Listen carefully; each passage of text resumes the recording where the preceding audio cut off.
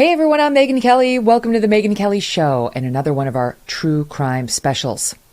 The sun was setting behind the ranch-style home in Citrus Heights, a suburb in Sacramento County, California. A Volvo and a fishing boat occupied the driveway. The landscaping was impeccable. A nice house in an idyllic neighborhood. And on that April 2018 day, the police were there too. They were there to finally arrest a man named Joseph James DeAngelo Jr., now known as the Golden State Killer. After 4 decades and advances in DNA technology, investigators were finally able to identify the serial rapist and killer. The grandfather, who was in the middle of cooking a roast that day, was finally going to be held accountable for his heinous acts. Former cold case investigator Paul Holes had been waiting for this day to come for 24 years. He was integral in cracking the Golden State Killer case and documents his experience tracking down DeAngelo in a new book just out called Unmasked: My Life Solving America's Cold Cases. And he is with us here today. Paul, thank you so much for being here. Thanks for having me, Megyn. This is such an amazing story, and we owe you such a debt of gratitude. The nation does, because you just never gave up. Just never gave up. I know it was a team effort for sure.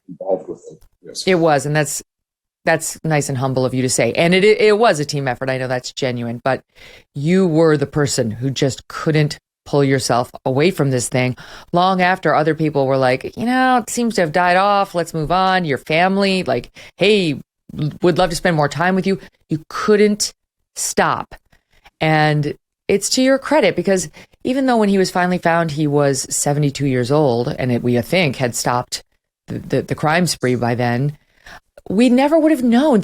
It's important to know. And it gives us such insights into why and how we can attack new cases differently and so on. So before we kick it off, I just wanted to give you my own personal thanks and express to the audience how much we should appreciate what you and your colleagues did. Well, I appreciate the kind words. Thank you very much. Of course. Okay, so let's go. So wait, you look like such a young man, but you've been at this for so long. You can't be that young. Do you mind if I ask you how old you are? I am 54 years old. Yes, you're a baby. That's very, very young. And I don't know if you realize this, but you actually had a role at the end as we were closing in on DeAngelo. Wait, I know we covered this case on NBC, and we spoke with the genealogist, and then it was like then you guys caught him a month later after we did a big show on him, and we put back on the DA and so on. I was on the show. Yeah, I remember that. I was on the show with Jane Carson and Debbie Domingo, and I moved up my retirement date in order to fly out to New York to appear on the show. And I had already sat in front of his house. And later on that evening, I told these two victims, I think we're close. And I'm looking at an Auburn cop. And that was after talking to you that day. Oh, my gosh. That's really cool. It's cool to just know we had any sort of a role. I remember we were all so into the story, and it was just so puzzling. And it's crazy as a reporter to do that. And then like a month later, he's caught. It's like, wait, what do you mean? After all this time, almost 3 decades of not being able to find him, boom, there he is. And your questions answered. So this is a long and amazing story from a law enforcement perspective, from a serial killer perspective. There's just so much to get into. And it was basically took place over a 10-year period, if I have my facts right, 76 to 86. Well, in terms of, when he kind of evolved into a full-blown rapist and a killer, that was between those years. But in the years prior to that, he was a fetish burglar and had already killed a father of a 16-year-old girl down in Visalia before he started as a serial rapist up in Sacramento in 1976. So we know that now. At the time, we know that now because we know his identity, right? In part, there was always, so down in Visalia, 1974 and 1975, there was a burglar that hit over 100 times in the Visalia area, clustered around the College of the Sequoias. And he was going into the women's undergarment drawers, tossing the women's clothing around, pulling out women's photos out of the photo albums and stealing blue chip stamps and single earrings, and was very prolific. After about 85 attacks, he goes into a house in the middle of the night and tries to pull 16-year-old Beth Snelling out of her bed. She's kicking and screaming. He actually gets her outside when her father, Claude Snelling, a professor at the College of the Sequoias, tries to come to her rescue. Well, DeAngelo drops Beth, shoots Claude Snelling 3 times, killing him, and then runs off. And so now at this point, he's actually killed. And 6 months later, he ends up basically up in Sacramento and is now breaking into houses and raping women. So that's how it starts. The crimes escalate. So burglary to rape to murder, torture, and on. I mean, is that unusual to see, or is it more typical to see somebody with like an MO that they just carry through to the end? Well, in terms of the evolution of the serial predator, we often see them learning how to do the steps to get up to where they are going to be doing the violence on people. They have to get comfortable being on somebody else's property, breaking into the house, and get good at breaking into a house when somebody's there. And that's what DeAngelo is doing. And then eventually they go hands-on with a victim. And with DeAngelo, he was sexually assaulting the women and ultimately was attacking couples before he evolved to just committing homicides. So this is almost a textbook example of the evolution of a serial predator from a serial burglar to a serial killer. It makes sense in a way. I mean, it's tough to make sense of any murders, serial killings, Right. But it does make some sense to see him graduating to more serious crimes as his confidence builds. And as weird as this sounds, he was very good at what he did. I mean, he was very good at covering his tracks right from the get-go. That was something he was always excellent at, no?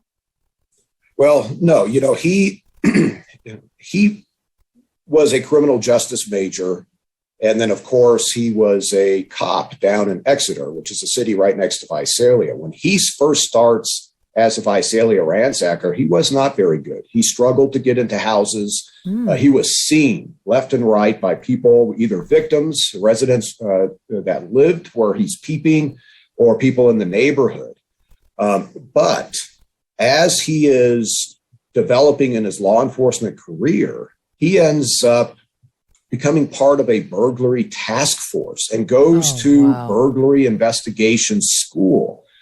And now he's learning how law enforcement is investigating these cases, as well as how burglars commit their crimes. So the public money that went into the law enforcement field basically paid DeAngelo's way to become a better predator.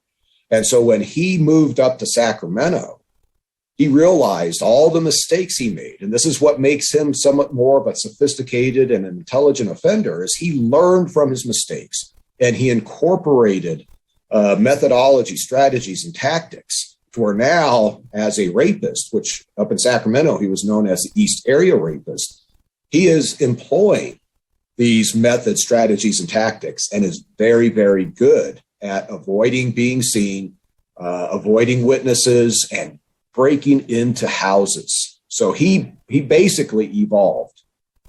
Now, knowing who he is, you know a lot about him. Is he above average intelligence? Like, how would you describe his level of smarts? In terms of DeAngelo, I would say, he's above average intelligence for this type of offender. He, as a cop, talking to his sergeant down in Exeter, or actually up in Auburn, when he was a cop up in Auburn, starting in 1976, his sergeant said, he wasn't a good cop. He didn't employ good tactics. So, I can discern, in terms of what he employed during the commission of his crimes, that he's a deep thinker and he was a forward thinker. And then he utilized, what he learned, in his law enforcement aspects in order to be able to commit these crimes. But he's not very book smart, In fact, his ex-fiancee, Bonnie, who have become, great friends with, she went to school with him at Sac State as he's studying criminal justice. And they took some classes together, and he was constantly cheating off of her just to be able to pass his classes. When was he engaged to Bonnie? In 1970-ish. I can't remember if it was at the end of 69 into 70, but it was circa 1970. And that's, we had a case in Davis, California that occurred in it was beginning of July of 1978, where as he is literally raping this woman, he's sobbing and he's saying, "I'm going to kill you, Bonnie. I'm going to kill you, Bonnie," over and over again. So we always knew there was a Bonnie in his life that was significant. We just didn't know who this Bonnie was. Was this a girlfriend? Was this a wife, etc.? And then once we identified him through genealogy, I'm looking through his past. An analyst up at Sacramento found a newspaper article announcing the engagement of Joseph DeAngelo to Bonnie. Oh. And that was one of those check marks. Oh, he's got a Bonnie in his life. Well, that's interesting. But of course, that doesn't prove that he's the Golden State Killer. But it was one of those facts that, hey, there's something here. Mm-hmm. What did she say he was like? I'm curious because that was before, the 10-year serious rape and murder spree that, he's known for, 76 to 86. How does she describe the then relatively young DeAngelo? The primary characteristic that she really emphasizes is that rules didn't apply to him. He didn't demonstrate anything to her, at least through the course of the relationship until the very end, that there was anything criminal about him in terms of indicating that he was capable of violence. But he just didn't care about rules. He would speed, he would go and trespass, in the Folsom Lake area or on the old Rocketdyne property in Rancho Cordova. And then he would, he was a thrill seeker. So he would have her on the motorcycle and try to scare her, as she's holding on to him, as he's bombing, off road, and purposefully just trying to intimidate her that way. So, it was an interesting but short relationship. And then when they got engaged, when she broke it off, that's when he shows up, knocks on her window at night. And when she opens up the drapes, DeAngelo's standing there with a gun pointed at her and basically tells her, "You're coming with me. We're going to go get married," I think in Reno. She closed the drapes, got her dad. Her dad goes out front, and this is up in Auburn, the Auburn area, and confronts him. And DeAngelo ends up leaving, and Bonnie never talked to him again. Wow. She must consider herself so lucky. She does, absolutely. But, she was so courageous. She, the victim that was on your show, Jane Carson, I introduced those two, Bonnie and Jane. And Jane actually had Bonnie in the courtroom when Jane gave her impact statement. And Bonnie stood up, couldn't say anything, but she was there and let DeAngelo know, "I'm here." So she showed tremendous courage to be able to let him know that she recognized that she really was a victim of his. Just fortunately, he didn't physically attack her like he did the other women in the series. Oh, that moment of her standing up while Jane was there gave me the chills. Like they finally had their say, and he was alive to hear it. That's thanks to you. So often it's like even the Jeffrey Epstein case. He killed himself, whatever. He died, and his victims only gave these impact statements that he never really got to hear. It was just the frustration of the victims in those circumstances is terrible. And these women managed to avoid at least that piece of the terror. They got to confront him, but it wasn't easy. I saw, one of the San Jose victims. She had a large contingent of her family in the courtroom with her. She gave her statement. I happened to be out in the lobby outside the courtroom when she walked out. And she literally collapsed after giving her statement. Her family had to hold her up. So, this really underscores, to this day, how traumatized, these families are, these victims who were personally attacked, as well as the families that lost their loved ones. He was so cruel in the way he pursued these attacks. He was clearly a sadist. I mean, he enjoyed the torture and harming of others, and the suffering seemed to be part of what he enjoyed the most, not just of the women he was attacking and the men who he ultimately added to the mix, but even of the children who were there in the homes that he went in. He couldn't have cared less if he bumped into a 3-year-old or a 7-year-old, Paul. No, well, he used the children against the adults. He knew, due to his surveillance, either prior to entering the house or while he's in the house and walking around, he knew they had children. And he would threaten the parents, do what I say, or I'll kill everybody in this house. I'll kill everything in this house. That was a common phrase that he would say. But also, when you start talking about the sadistic aspect of him, he wasn't a physical sadist by classic definition. He was a psychological sadist. You mentioned the fear. That's what he wanted to invoke in his victims. And so he would do things while he's got his victims bound just to get that fear response. And then he would continue. After he's attacked them and left, he would call the victims. We have one victim who was attacked in 1977. And in 2001, 24 years later, he calls that victim and basically says, remember when we played? So he was still wanting to have that victim live in fear after a quarter century. We have one example of one of his phone calls, and you can hear the torture and how scary this would have been, especially to someone who had been attacked by this guy and lived only to hear him revisit her. Take a listen. This is, again, 1978.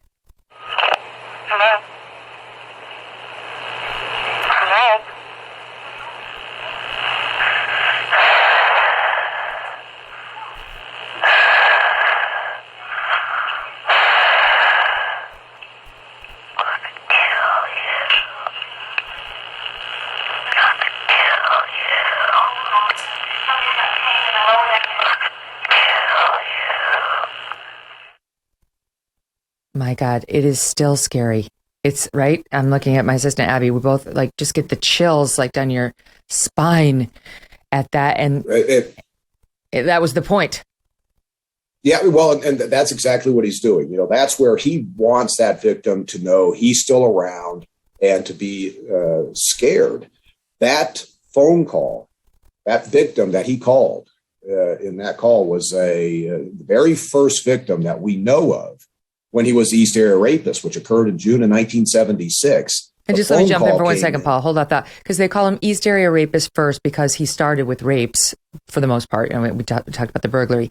But that was sort of what they dubbed him, East Area Rapist or EAR, while he was primarily focused on rape. So if you may hear different names for this guy over the course of this interview, we're talking about the same guy, Golden State Killer. Sorry, go ahead. Yeah, no, and I probably should clarify that he had multiple monikers over the course of his career. An East Area Rapist, when he starts attacking in the east area of the Sacramento suburbs, that's when he got to that moniker.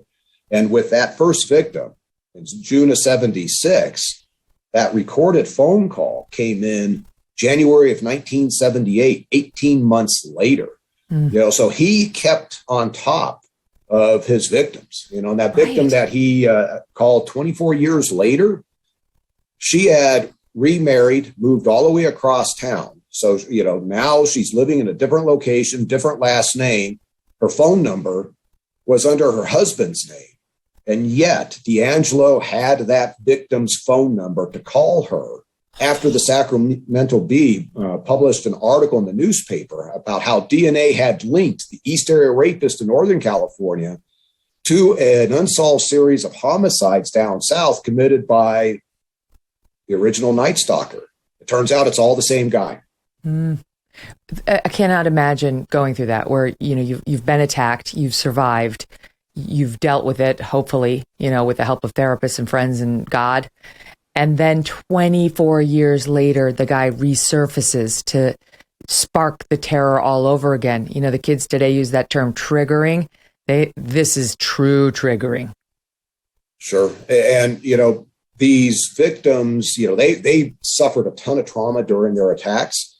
None of them at that point, up until 2001, realized that their attacker would blossom into a serial killer. And in fact, the rumor on the street that many people, when I was doing the investigation, when I was talking to victims or other people in town at the time of the attacks, thought, well, he got killed when he tried to break into a house. That was the rumor. They just thought he was gone. And then now the phone call comes in, and he's with that one victim. He's now letting her know, I'm still around. And letting law enforcement know too. I mean, right? Because after 86, was there a question about whether this guy was still alive? That the crime spree seemed to be over. Oh, yeah. And no, absolutely. And that was, part of the struggles that I had personally with my management, if you will, is, I had my boss at the DA's office was saying, oh, Paul, he's dead. Why are you spending so much time on this case? And I was pretty convinced, no, I think he's still out there. And turns out he was. In fact, when I was on your show, I mentioned to your audience, he could be sitting here watching this show right now. I remember that, and we were all freaked out. It is very possible that he is still alive. He's still monitoring the investigation. He's possibly even still watching the show. He could be. He could be in this audience. Oh, well, that's chilling. So why did you think he was still alive? Why did you believe that? Because before the phone call, you didn't really have any evidence of that. No, and that phone call was, at that time, had occurred 17 years prior. And there's always a possibility he could have died or, been in custody. But in taking a look at the age range he likely was at the time he was committing these attacks, he most certainly was, at an age that he easily could still be alive at the time that I made that statement. But also in assessing this offender and him stopping, 1986 that we know of, but I felt that he actually psychologically stopped in 1981 after the last Santa Barbara attack. I thought, no, this is an offender that has stopped committing these crimes and is living a normal life. And just like the guy that I think is most similar to DeAngelo, Dennis Rader, BTK, I felt the same thing, that he just blended back into his life. He was getting older, knew he couldn't commit to these types of attacks anymore. And, the fact that after, 15 years after his last known attack, he reached out and contacted a victim. Okay, this guy can go quiet for a long period of time.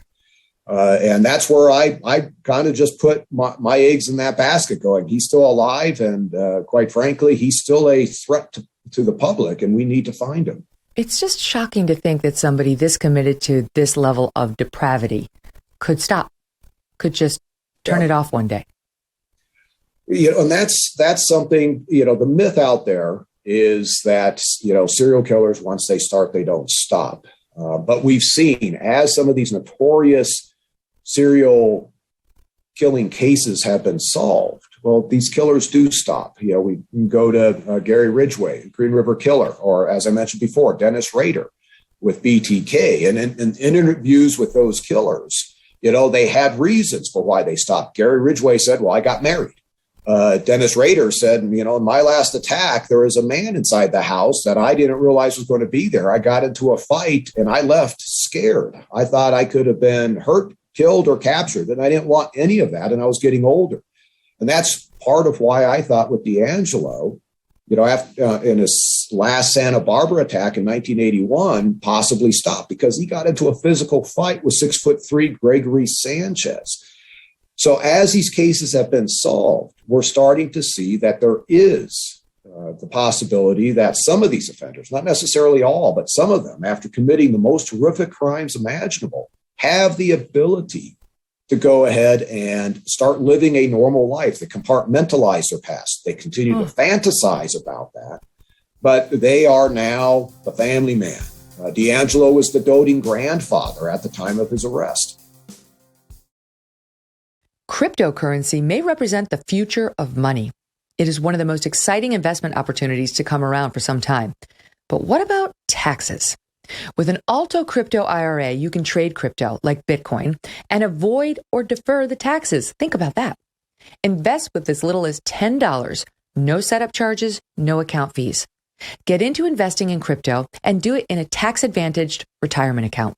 150 plus coins available, including Bitcoin and Ethereum. With industry-leading security, the advanced encryption standard for wallets and private keys, and secure trading 24/7 through Alto's integration with Coinbase. Are you ready to take your investments to the next level? Diversify like the pros and trade without tax headaches. Open an Alto Crypto IRA with as little as $10. Just go to altoira.com/Megyn. That's ALTOIRA.com/MEGYN. Start investing in crypto today. Go to altoira.com/Megyn. If my math is correct, he would have been born in 46? 45, 46, yes. Okay. So when he was committing these crimes, he was between 30 and 40 or so. Of the East Area rapist attacks, yes.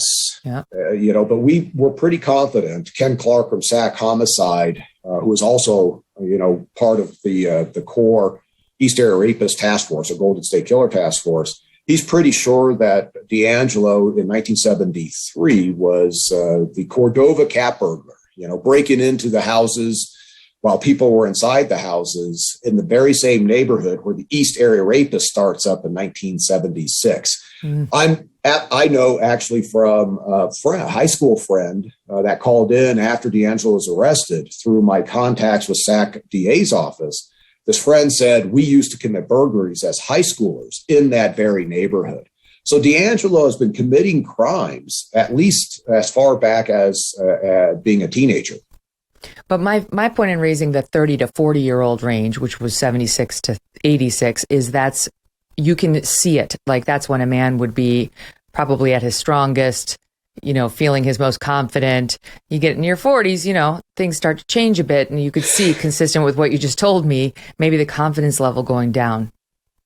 Well, and as the East Area Rapist, and even as the original Night Stalker, DeAngelo, his crimes were very physical. He liked to prowl around the houses and go through backyards and then move through neighborhoods by jumping fences. If he was being pursued, and there's multiple times during the series in which law enforcement actually gets into foot pursuits with the East Area Rapist, he is running and jumping fences and is very adept at it. But I know now that I'm 54, I've gone through from the late 20s into my 30s being very physically capable. And as I got older, me jumping a fence today is going to be a lot more effort than when I was in my late 20s.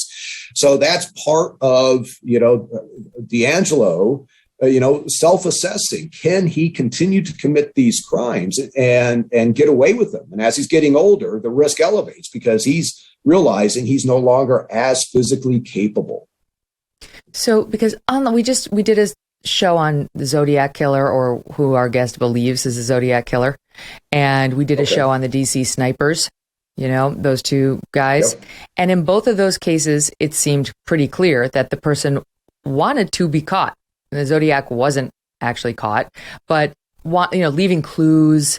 And in the sniper case, leaving clues, the tarot card, the notes, and calling. Like, it just seemed like it was cat and mousey, but this case seems very different. DeAngelo, to me, seems the opposite. Did not want to be caught at all.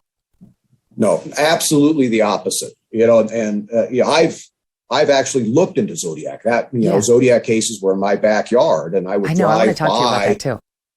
Yeah, I would drive by, the first Zodiac crime scene on my commute into work every day. I'm very familiar with the Zodiac case. Now, the Zodiac, you think about, first the styles of attacks, with the exception of Lake Berryessa and Napa, he's like David Berkowitz out there in New York. He's walking up on young couples that are parked inside a car and shooting them. This is about as cowardly a type of crime that can be committed. But the communication is demonstrating sort of that narcissistic, ego-driven attitude, just like BTK. BTK was communicating, with law enforcement, and that's ultimately what got him caught. DeAngelo did not want to get caught. He probably communicated at times during the course of a series to law enforcement, calling in dispatch, but he recognized that was too risky to him. And so when he is arrested and sitting in that interview room, he is so shocked that he got caught and so dejected. He just wanted to live out his life. He not seeking notoriety like Zodiac or Raider was. Do you think if you hadn't caught him, he would have left a note, and taken credit in that, or he would have gone to his grave with the secret? He would have gone to his grave. I mean, to this day, he has never said a word to us about anything related to the attacks. So only he has answers to so many questions that all of us has, and he hasn't divulged anything. Mm-hmm. I don't think he likes the idea that now he's being seen as a Golden State Killer. And this is what's so important in terms of assessing him for potential, interviews, is how does he self-identify? Dennis Rader, BTK, when he's caught, he was a president of his church, was married, he was active in his son's Boy Scouts, but he goes, that's just a facade. I'm BTK. That's how he identified in this world. And I know when we caught DeAngelo, it's like, well, does he identify as the grandfather or does he identify as Golden State Killer? And to this day, we don't know. But right now, he's not like saying, hey, look at me, I'm the Golden State Killer. He just wants it to be quiet. In discussing the snipers, they said, like, I am God, call me God, things like that. And they seem to suffer from a God complex. I mean, the elder, in particular, Muhammad, who was driving it, suffer from a God complex and really felt powerful in committing these murders. DeAngelo seems to have been driven by something very different. Yeah, very complicated in terms of assessing what his motive is, true, inner motive. Some of these killers, that God complex is very real. They control if this person that they're attacking dies and when that person dies. And there's numerous examples of such as Samuel Little or even Jesperson, the smiley, happy face killer, where they would strangle these women to the point of unconsciousness and let them come back alive, only to do it over and over again. This is what they said gave them that power. DeAngelo, there is a true, there's a vindictiveness to him. There's also, the sexual assault on these women, many of these women, was driven by sex, and it's often a misnomer that it's all about power and control. No, there's a sexual aspect to why these offenders are attacking them. They have sexualized violence, but the vindictiveness is where I think it gets interesting, because I truly believe that many of the couples were attacked because DeAngelo had some sort of prior interaction with the man, and decided it was a negative thing, and he decided, I'm going to come back and show you who I am, and basically took control over that man, emasculated that man, and then took his wife or girlfriend out into the other room and sexually assaulted her. And this is a vindictive act. But until he talks, we don't know exactly why, he's choosing any of these victims in this series. There were some clues. He made small statements to various victims that would pique your curiosity and so on. Like, I watched you, or somebody, he said something to one woman who was like, do I know this person? How do I, like, there were little clues, but they weren't meant for you. It was just, slips of the tongue where he had revealed a little too much. Well, actually, this is going towards the sophistication of DeAngelo. Those weren't slip of the tongue. What he was doing is verbal staging. So you think about typical, when we say a crime is staged, this is where evidence has been changed at a crime scene in order to make, let's say, a homicide look like a suicide. So the offender isn't, draw the attention of the investigation. What DeAngelo was doing was making statements to these victims, knowing that they were going to talk to law enforcement. So he was planting seeds. And anytime somebody stages a crime, whether it be the physical evidence or the verbal aspect, that is to try to push the investigation away from themselves. So DeAngelo would say certain things like, as an example, you better not tell the cops you saw my van parked outside. And he said van over and over and over throughout the second half of the East Area Rapist series. Guarantee he never drove a van to any of these seats. He's probably driving a motorcycle or another vehicle. I killed 2 people down in Bakersfield, prior. So he's trying to push, I've already killed, down in Bakersfield. I'm going to do that to you. But he's also wanting the victim to relay that, he is from the Bakersfield area, which he wasn't. And most notably, one prime example is when he's asking this victim where her husband was at. And she said Roseville, which is just a city just north of Sacramento. He asks, where's Roseville? Like he doesn't know the area. He's from out of town. Well, DeAngelo was a police intern for Roseville PD. So this shows how this staging was working in his mind to try to throw off the investigation. Again, absolutely cunning. That's why I asked you, what level of smarts did this guy have? Because he sounds, I don't want to say brilliant, but he sounds very intelligent. It's interesting to hear you say, not really. It's just he studied this particular field. He worked in this particular field, and he made himself a bit of an expert in how to misdirect. No, absolutely. He's not going to score off the charts on an IQ test, but I'm not saying he's dumb. I would say probably to anybody, he's of average intellect based on just me kind of assessing him as a person. But as a criminal, as a predator, he's savvy. And I think you used the term cunning. Absolutely. And he was trained. He was a law enforcement officer, and he was smart enough to draw upon that training and those tools in order to be a better criminal, a better predator. Now, those investigating him did suspect law enforcement ties, right? Like there was enough proficiency at the crime scenes that I've heard some of the former investigators say, yes, we did wonder whether he could have a connection to law enforcement or possibly a military background, which he also did have, if I'm not mistaken. Yes. He was a 27-year-old Navy veteran in 1973. Yeah, he served in the Navy. He served in the Navy back in the 60s. It was during the Vietnam War, but he never saw combat. He was on a ship. But over the decades, there was always suspects that came up that were law enforcement or military. And there was some thought, could he have that type of background? I took the position that because of, and this was kind of later during my investigation, once I kind of was like, aha, I know I've got a better read on who this offender is now, that the position I took was that the tactics he was employing would be tactics that an intelligent offender would naturally want to do to try to prevent themselves from being caught. I could not say, that for sure anything he did demonstrated specialized military training or law enforcement training. It just was, he doesn't want to get caught, and he's employing those strategies.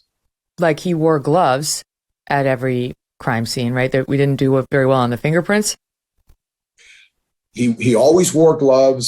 He would take the gloves off, when he's sexually assaulting the women from time to time, but we don't have any latents across any of the cases that have matched back to DeAngelo. Of course, every house that you process have latent prints all over it. So it's kind of tough to say, leading into the identification of DeAngelo, whether you have the offender's print or not. But it turns out, no, he never left a print that we were able to tie back to him once he was caught. But he's also, back in the 70s, he's wearing a ski mask all the time. But even while wearing a ski mask, so they couldn't see his face, he's shining a flashlight in the victim's eyes, blinding them, and he's telling them, "Don't look at me or I'll kill you." So he's put in multiple, layers to prevent the victims from seeing his face. So that's, part of my entire pursuit of him. I only knew this guy as a masked man. And then finally, once DeAngelo was identified and he's in handcuffs walking into Sacramento homicide, it was like, well, there you go. I've unmasked him and that's what he looks like.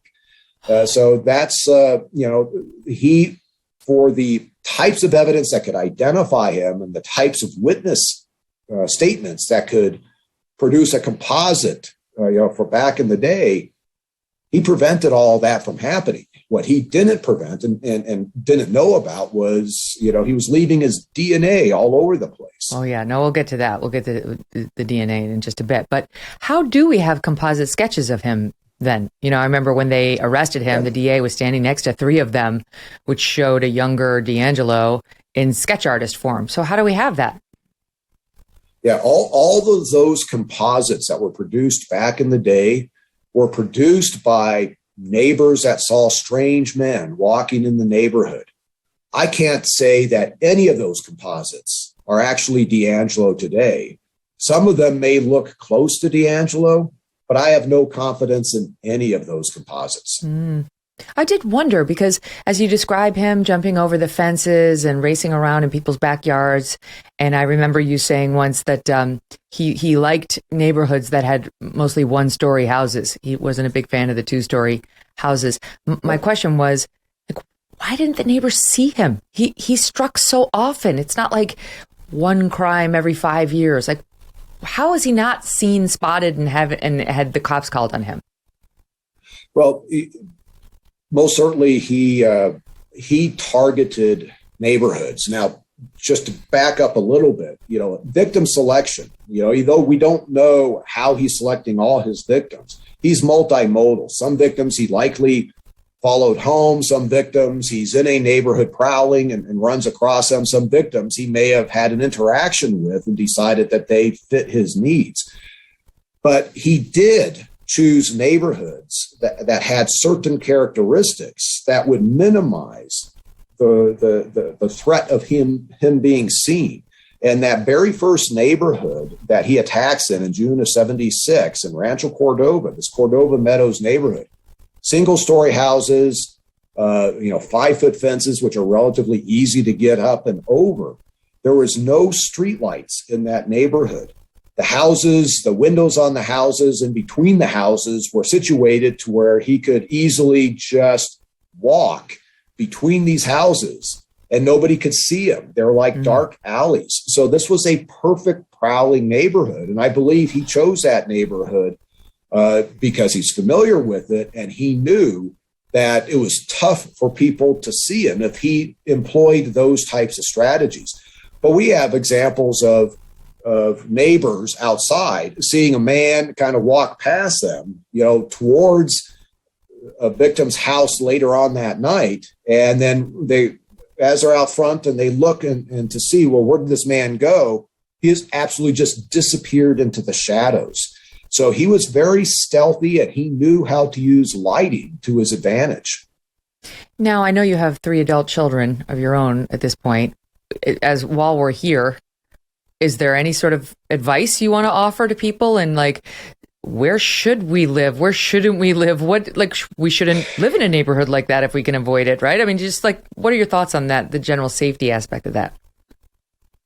Well, it's tough comparing today to the 1970s in terms of, how are these offenders going to be attacking?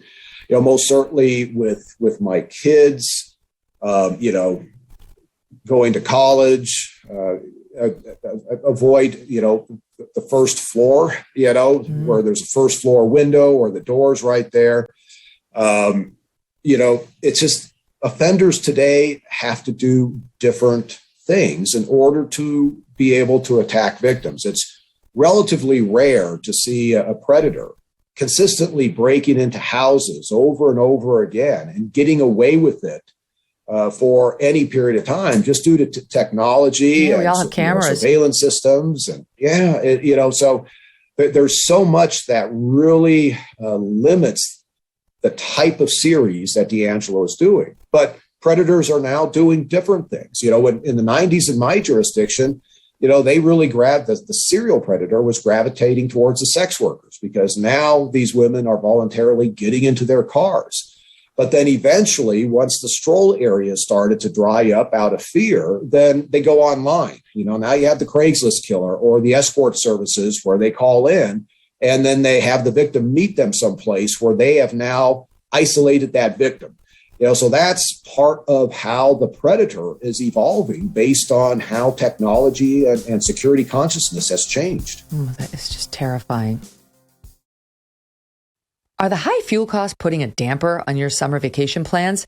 From higher prices at the pump to a jump in airfare, it is getting more expensive to get away for a week. But what if you could soak up those vacation vibes year-round in the privacy of your own backyard? Get yourself a Michael Phelps swim spa by Master Spas, and you can do it. Whether you want to stay close to home this summer or you just want to extend your break, a Michael Phelps swim spa by Master Spas can transform your backyard into an oasis. It combines the benefits of a pool with the therapy of a hot tub. This is going to reinvent your family time and your exercise time if you want it. You will love it. Your family and friends will too. Michael Phelps swim spas by Master Spas come in a variety of sizes to complement almost any yard. Even if it's a tiny one, you may think you can't do this. You can. You can. And since it's heated, you can use it year-round in any climate. Michael Phelps swim spas are 100% made in the USA by Master Spas, the world's largest swim spa manufacturer. Go to masterspas.com, put in the promo code MK, and you will save $1,000 on a Michael Phelps swim spa or $500 on a Master Spas hot tub. That's masterspas.com, promo code MK. So back to DeAngelo. So he committed several rapes, and he, as you point out, he had studied criminal justice. He got a criminal justice degree from California State University. And it seems to me he was a cop when he was committing the rapes. And even the first two murders, he was still an active duty police officer? Yes, he was a law enforcement officer for everything that happened in Visalia, all those burglaries, including the homicide of Claude Snelling. In fact, he was a sergeant at the time that he left the police department down in Exeter. And when he's hired on by Auburn Police Department, he is now becoming the East Area Rapist. And for every single attack in Northern California, from Sacramento down to Modesto, Sacramento down to San Jose, 50 attacks, he is an active law enforcement officer. And that's part, and the double homicide of Katie and Brian Maggiore up in Sacramento, he is a law enforcement officer. It isn't until after all those attacks when he gets arrested for shoplifting and he's put on administrative leave and then ultimately terminating, does he go down south, and every attack after that, he is wanting to kill or does kill his victims. So that change from, having authority as a law enforcement officer, going down south where that authority has been stripped, now he becomes a serial killer, just straight up. He's not even trying to do anything else. And when you say down south, we're still obviously in California, hence Golden State Killer. It never left California. Right. So in 1979, after he disappears up north, he turns out in October of 79, he shows up in Goleta, Santa Barbara area. Goleta is a small town next to Santa Barbara City in Santa Barbara. does a classic East Area rapist style attack from up north. But once he's got the woman out in the family room and the man bound in the bed, the woman hears him pacing back and forth. I'm going to kill him. I'm going to kill him this time. I'm going to kill him. Well, DeAngelo at this point had already been terminated as a law enforcement officer.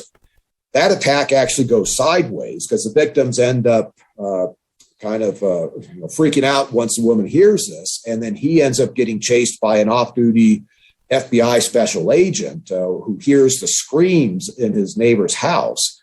But 2 months later, DeAngelo's back just a block south of that sideways attack and kills a couple there in Santa Barbara. Then he goes down to Ventura and bludgeons Lyman and Charlene Smith to death. Then he's down in Laguna Niguel in Orange County, where he bludgeons a couple to death there. He goes to Irvine a couple of times, kills 2 women there. He goes and attacks another couple in Santa Barbara. So he is now moving through Southern California and killing. And then in 1986, after his last attack on beautiful 19-year-old Janelle Cruz, he stops. And that's one of the mysteries. Why does he stop? And I have my theories, but until he says, why, we just don't know. Mm-hmm. So what, you mentioned the couple. So he started off, as we discussed, burgling, then raping, but there was a point at which he graduated to going into homes to rape women where their boyfriends or their husbands were present. And this is, I guess, right before he crossed over to just murdering too. And it was almost like a challenge to him after, I think it was the Sacramento Bee, wrote an article saying he had never done that before. He'd only attacked women sleeping by themselves in their homes at night. And to speak to that, because it almost seemed like he felt as though he'd been dared or his courage had been questioned. No, absolutely. Sacramento Bee has that article, and in essence, it says he has never attacked when a man is home, and the attack number 16 up there as East Area rapist. He goes into a house with a woman and a man. And this is where he breaks in, the couple sleeping. He wakes them up. He blinds them with a flashlight. He tells them he has a gun. He's going to, spatter their brains all over the wall if they don't do what he says. And he tosses bindings to the woman and makes her tie up the man face down in the bed. And then he goes and ties the woman up once the man is somewhat secure. And then ultimately, he would go out and get dishes and put dishes on the man's back as an alarm system and tell the man if DeAngelo heard these rattle, he would kill everything in the house, would be a common phrase, or cut off a piece of his wife and bring it back to him, or, cut off the fingers of the kids, whatever. And then he would take the woman out into the family room and sexually assault her. Mm. He was challenged by that Sacramento Bee article. But the interesting thing is that he proves in that very first attack with the man present, he could do it. But then 2/3 of the attacks from that point on have men present. So this really underscores that victimology is something that satisfied him. He really liked the idea of having that power and control over the man while he is being able to sexually assault that man's wife or girlfriend. And so this is where it gets interesting from a psychological standpoint, is he didn't start doing that. But think about the risk he was taking to break into a house that has an entire family there, a man present. Oftentimes these men had guns nearby. Wow. And yet he's willing to take that risk in order to be able to commit to this style of crime. So I believe internally he realized, I get more personally out of attacking with a man present than just sexually assaulting a lone female. Mm-hmm. And the thing with the dishes is bizarre too. I mean, it was his alarm system, as you point out. Like if he heard the rattling, he threatened to escalate it. And as far as I understand, all the victims complied with that. I mean, they took him very seriously and they tried not to rattle those dishes. DeAngelo is so commanding and threatening. And all these males ended up saying, I had no choice. My fear was if the male tried to struggle against his bindings and the dishes rattled, that he would harm their wife or girlfriend. There were times when the men would get uncomfortable, because it is very uncomfortable. Their hands would hurt from the tight bindings, their ankles would hurt from the bindings. They're laying absolutely still. They don't know what's going on. And there were several times when the men would shift with this alarm system of dishes on their back, and the dishes would rattle or fall. And DeAngelo was immediately in that room with the gun to the back of the man's head. And he would cock the hammer and say, "Do that again, and I'll kill you." So these men were helpless at this point. They had no control over what was going to happen to them or their wife. The only thing that they could control was, I have to stay still. And this is part of something I've been very outspoken about is, of course, all these women that were sexually assaulted, extraordinarily traumatizing. But a lot of people forget about the victimization of the man. These men, I interviewed several of the men, and I had several of these men crying, either on the phone or in front of me, face to face. After 35 years, they were attacked. So these men were victims too. You think about, just remove the sexual assault and the woman out of the crime, and just think about a masked man breaking into a house, tying a man up, putting a gun to the back of his head and pulling the hammer back and saying, "I'm going to kill you." In many states, that practically can qualify as a life sentence in terms of the type of crime. So this is a serious crime in and of itself. You've been tortured. These men were tortured. Yes, psychologically, emotionally tortured. And DeAngelo knew that. In fact, one man in Danville, California, who was a very large man relative to DeAngelo, DeAngelo could tell this man was not liking the predicament and wanting to do something. And DeAngelo tells him, essentially, "You don't like this, do you? Well, there's nothing you can do about it." So this is where DeAngelo is expressing that he has power and control over that man. He loved that. That's what the badge gave him. And then that's what, victimizing these couples gave him, because now he was basically asserting himself as being more of a man than these men who were victims. Well, it makes sense from his perspective, because otherwise he would just kill the man. I mean, I'm understanding it better listening to you, because one of my questions is, why didn't he just kill the men? But he wanted to torture them. He enjoyed that piece of it. He didn't want to just end it for them. No, and that goes to, this is where the sadistic aspect of him, that getting gratification out of the suffering of others, it's psychological. I mean, he wasn't beating these men. He wasn't doing anything that was physically going to hurt them, but he was instilling fear, as he was doing with the women. So, this is where he is a complex offender from a psychological standpoint. And when he goes down south and he's starting to kill, and it's really when he's bludgeoning the couples to death, the evolution gets to where he is, in essence, he's taking control of the man, but then likely killing that man very early in the attack to minimize that threat. And so he changed in terms of what he needed to get out of the crime, the fantasy of the crime, once he is a full-blown killer. But now wait, so before we get to that, you mentioned he lost his cop job around that time, before he moved down south, and he lost it. It's such a weird story that yes. He explained what he did, and like, why would he do this? This well-trained criminal who had managed to avoid capture and all these other crimes. What happened to him? Well, July of 1979, up in Citrus Heights, Sacramento, he's off duty, plain clothes. He goes into just a local convenience store there and shoplifts dog repellent and a hammer, and is caught. And Sacramento sheriff responds. He's arrested. And of course, that's reported back to his police department, Auburn Police Department. And he's now put on administrative leave. So as you would expect. So now they are investigating the shoplifting, and during their internal affairs investigation, they go inside DeAngelo's house, which was up in Auburn at the time.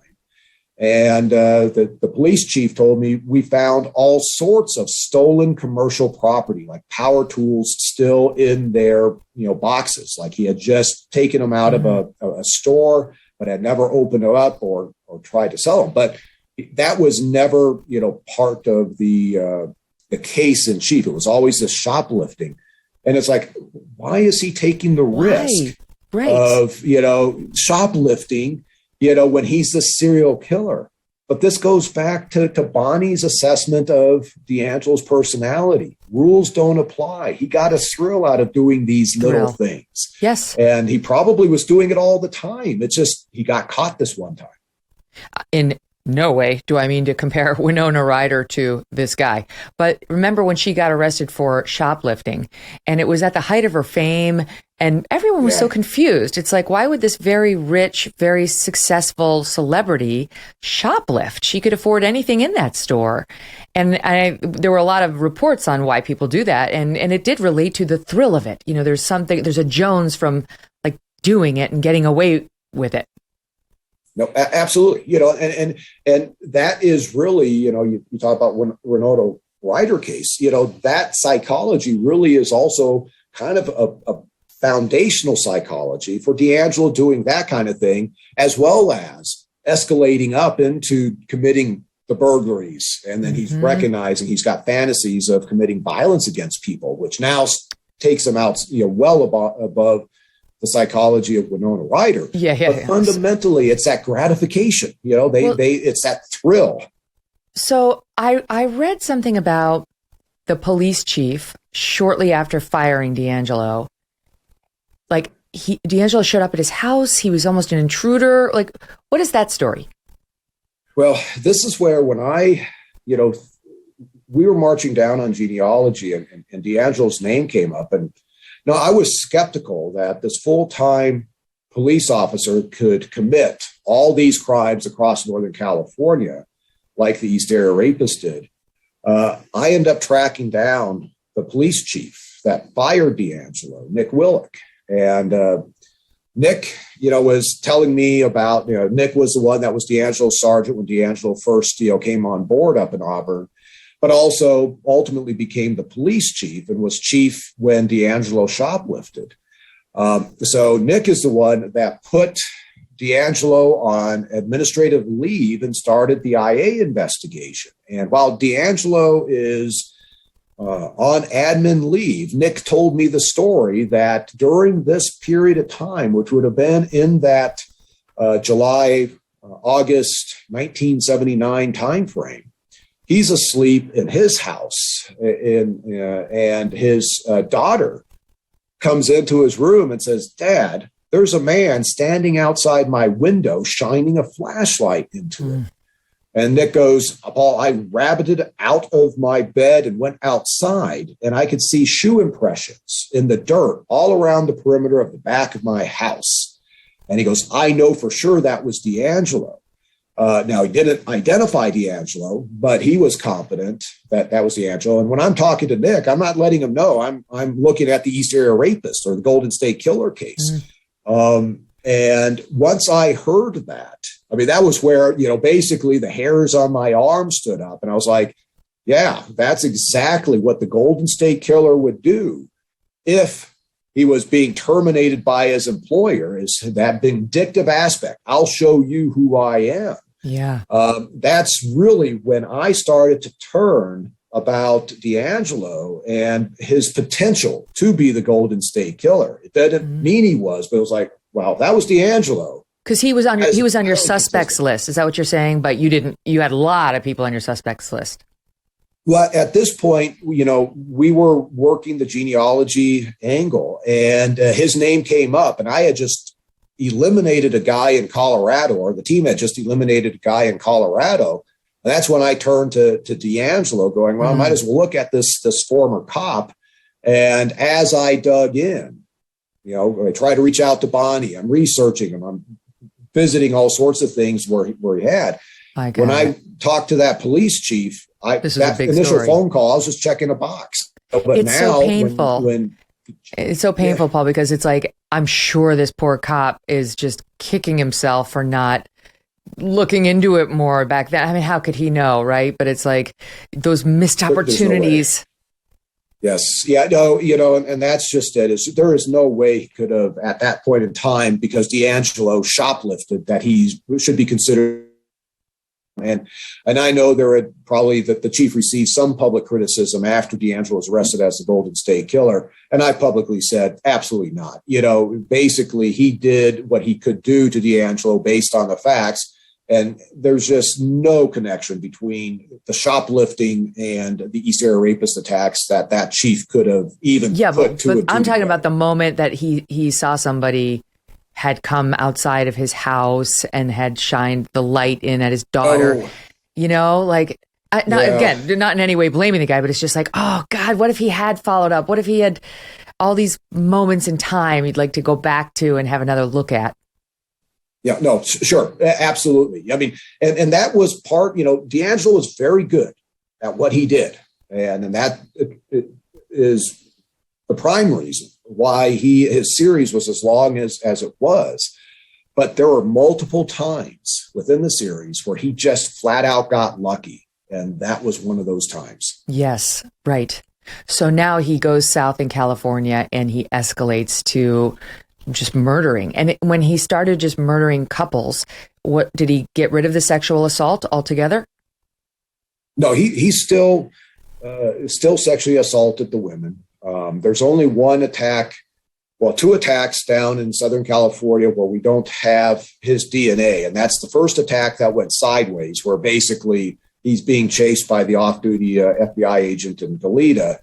And then the second attack, which also happened in almost that same neighborhood, in which it appears that the male slipped his bindings and got up and rushed him.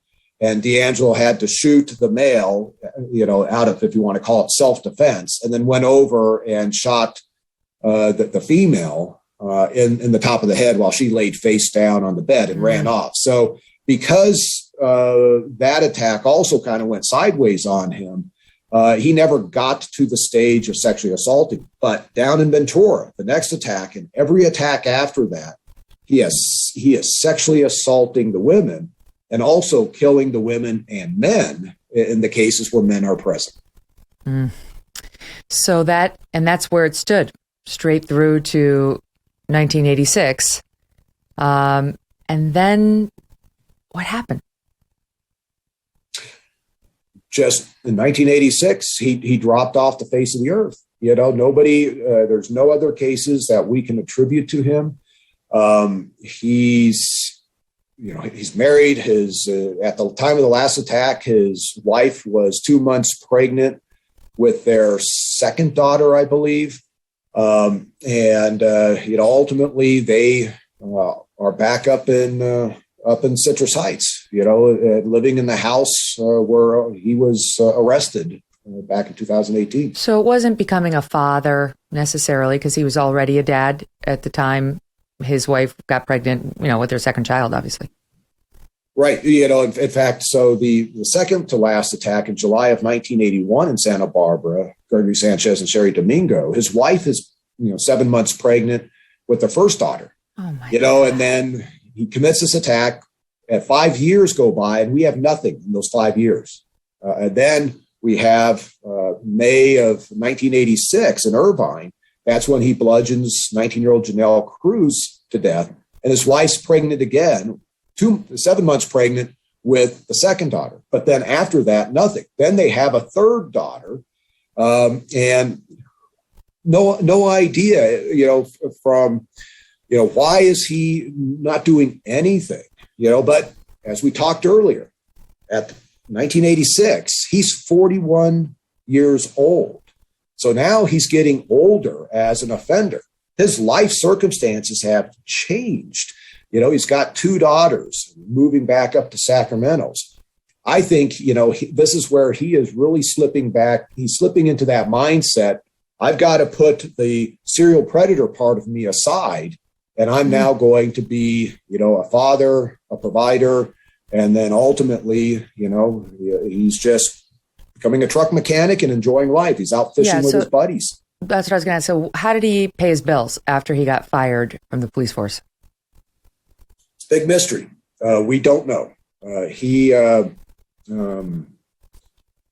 hasn't told us what he was doing. We haven't found a job that he was doing during the years as the original Night Stalker.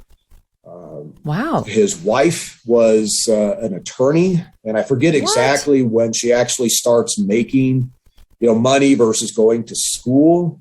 But he may have been living off of her for a period of time. Now, I believe that there's enough evidence to suggest that DeAngelo, even as an East Area rapist, was moonlighting as a security guard on construction job sites. And now I've had a relative from down south indicate that when DeAngelo was living in Long Beach, seeing a couple of security guard style shirts as well as a gun in a holster hanging in DeAngelo's residence. So I think he's probably still doing security work, which would make sense psychologically for him, because now he still has sort of that, that power and authority that he had as a full-blown peace officer, but just not quite there. He worked at a grocery store. And that may be something that I just don't know about. And one of the things that I did after this case was solved, I was so burnt, I literally pushed away. And I know there's been a lot of investigation into DeAngelo since, and there may be some aspects of DeAngelo that I have not been updated on. Yeah, that's fine. I mean, you got your man. That's the thing. I want to get into how you caught him, because that's probably, I don't know if it's the most interesting, but it's one of the most interesting things of the story. But before we do that, can I just ask you a couple of psychological issues on him? I know in one of the attacks, the victim survived, because this is how we know this. He sat at the end of the bed and started crying and talking about his mommy, like, mommy, I don't want to be bad, or mom, I can't remember what it was. What do we make of that?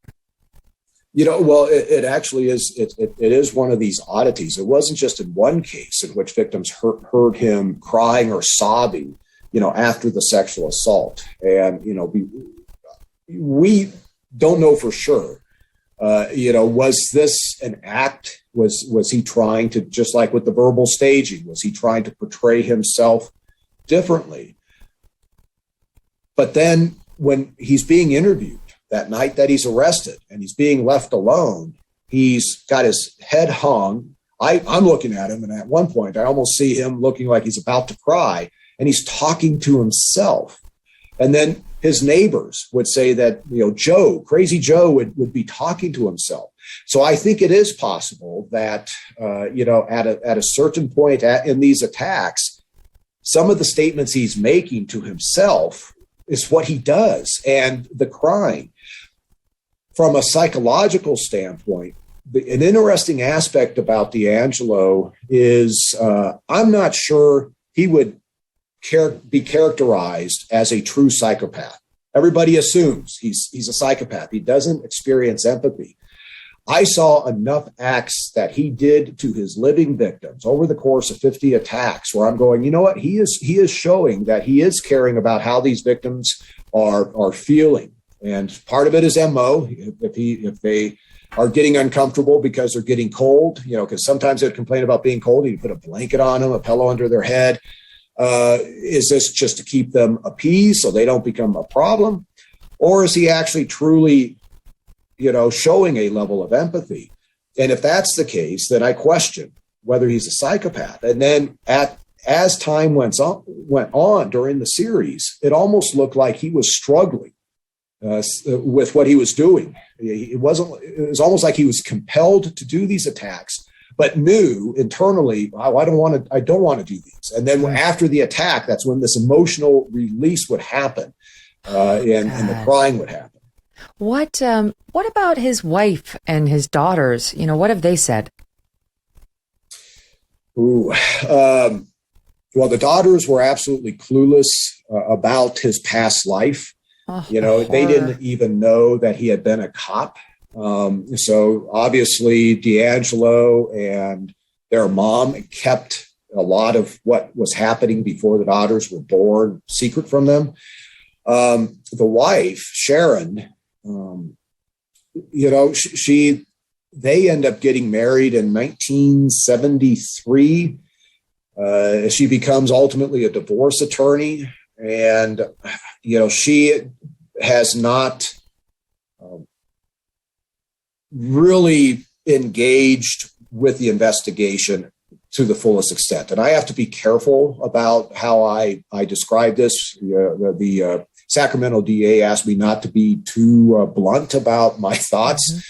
Mm-hmm. The only thing that I will say along those lines is, DeAngelo and Sharon separated in 1991, yet they were still technically married in 2018 when DeAngelo was arrested. And Sharon's a divorce attorney. So it's really odd that spousal connection, spousal privilege was kept intact. Oh, that's riveting information. Sharon, what accountability does she have? What did she know and when did she know it? That's awful. I mean, you got to feel for these daughters who at some point, were delivered the news that their father was a prolific serial killer. I saw the middle daughter, the two younger daughters. They were at Sacramento Homicide that night, and I saw them sobbing. An FBI agent had been assigned to basically tell them why their father was in custody. And they both were allowed to go in separately to talk to their dad, and he basically kicked them out. So couldn't face don't them. know. I've said, they really are victims of his, and it's so sad. And what's pitiful is that they've received death threats, and it's like, no, they have nothing to do with what DeAngelo did. He is solely responsible for these attacks. And, now these two girls are having to, figure out how their life is going to work moving forward.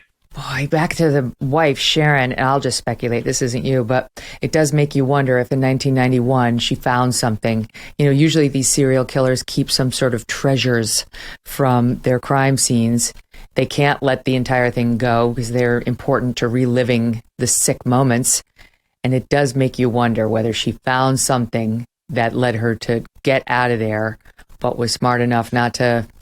Well, I don't know, not smart enough. I don't mean that. I mean, most of us would have run to the police to say, my God. But she had children and at some point grandchildren, and that does complicate it.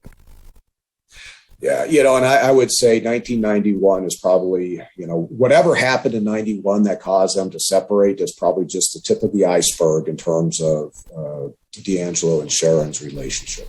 Well, did Bonnie shed any light on weird sexual predilections? Anything about that? No, outside of his ability to be able to repeatedly have sex in a very short time frame, that was really the only thing that she brought up that seemed to really stand out to her. Which is consistent with what happened during these crimes. It wasn't just one rape and he was out of there. He repeatedly assaulted the women sexually. That is right. And sometimes these attacks would last over the course of hours, but sometimes he's repeatedly sexually assaulting, to the point of ejaculation within a very short time frame. So there is some consistency from a physical aspect with what Bonnie's recollection of their interactions were like, but she does not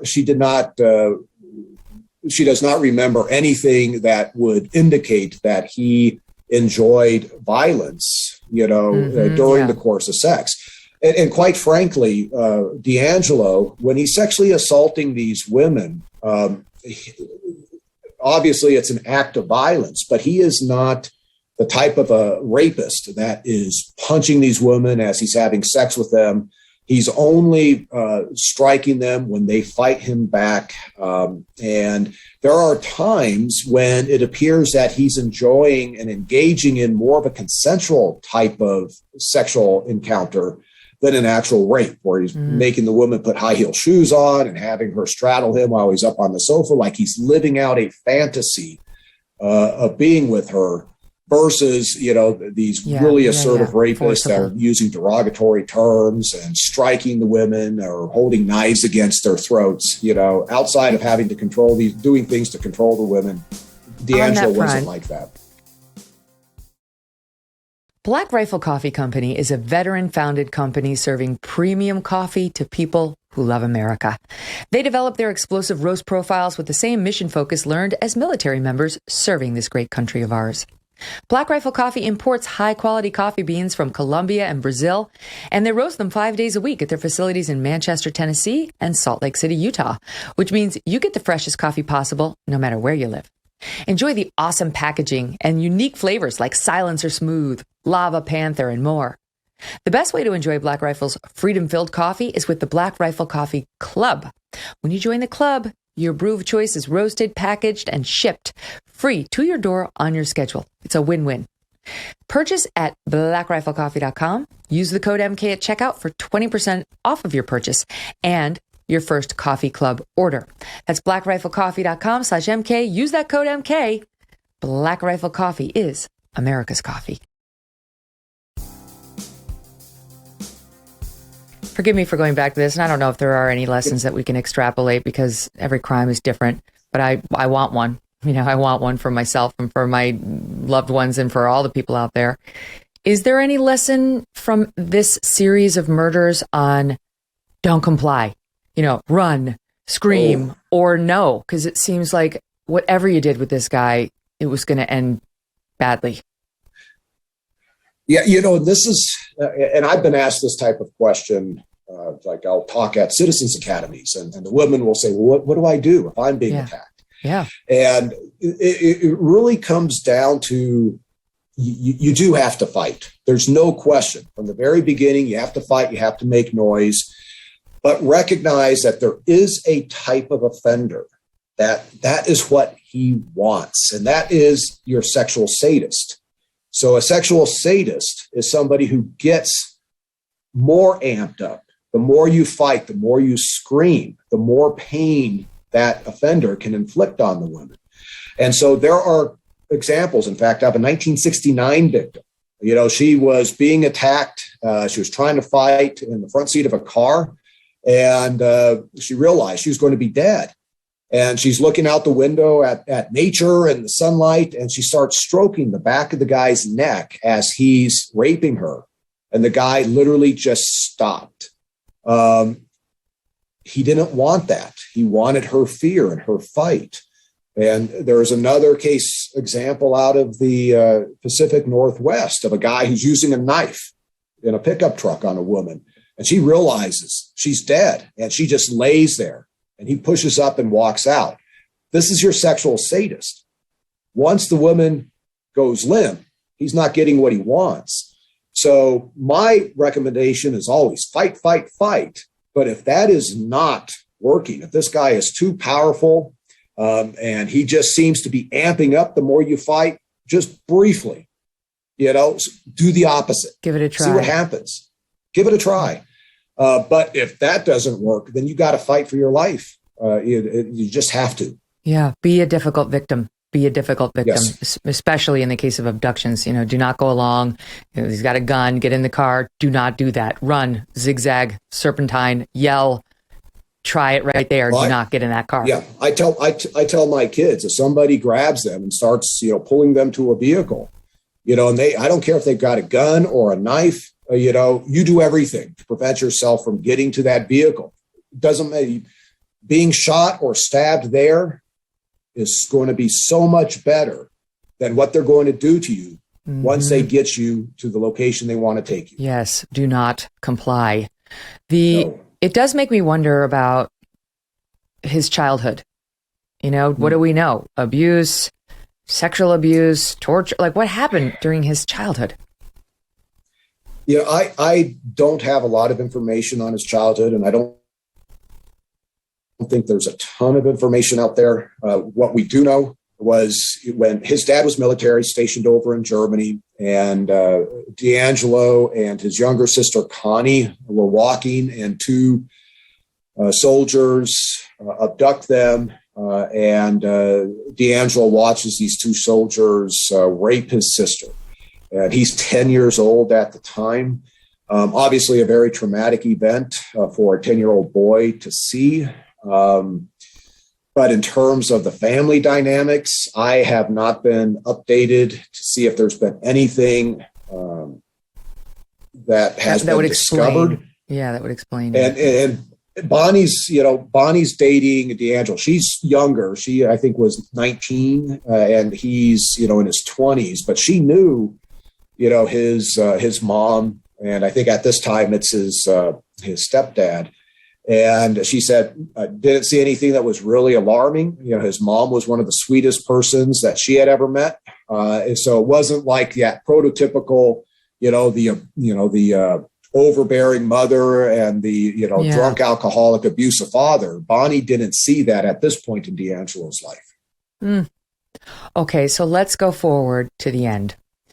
Okay. I should spend 1 minute on Michelle McNamara. So people may remember this piece of the story.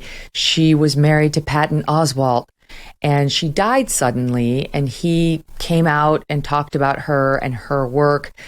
And I think that got a lot of our attention. Like, what's he talking about? This famous guy, his wife suddenly died, and he was talking about her work on this case. And you came to know her very well and had spent a lot of hours working with her. She was a writer. I mean, she wasn't a cop. On this case, and I thought what you said about, she died of a drug overdose. It looks like, potentially even an inadvertent drug overdose, right? Just taking a bunch of self-medicating, I should say. And I'll let you speak to it, but I know you've said you have to understand what's going on in her life to get the full picture of her death. Right, and that. With Michelle, she was a true crime blogger. She loved to write. She was blogging about cases. She found out about this unsolved case and eventually wrote an article for Los Angeles Magazine. And in the lead up for that article, she reached out to the task force and, interviewed each of us. And Michelle and I, initially I just treated her as, just another journalist, and I was very kind of standoffish, the Joe Friday type. But then as time went on, I recognized she's very bright. She knew the facts of the case. And I really enjoyed, at that time, our phone conversations and eventually divulged what I was doing investigatively to her, but off the record, and was so scared about when her Los Angeles Magazine article came out, did she burn me in terms of what I told her?